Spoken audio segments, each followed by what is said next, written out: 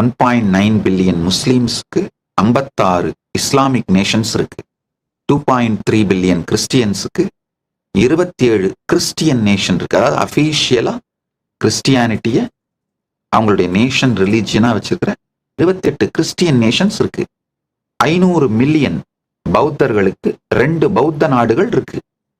15.7 million யூதர்களுக்கு ஒரு யூத நாடு இருக்கு.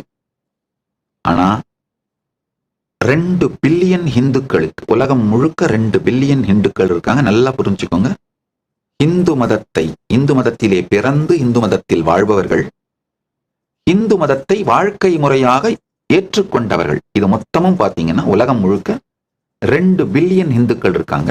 ஆனா கைலாசா தவிர வேறு எந்த நாட்டிலும் இந்து மதம் ஸ்டேட் ரிலிஜியன் கிடையாது.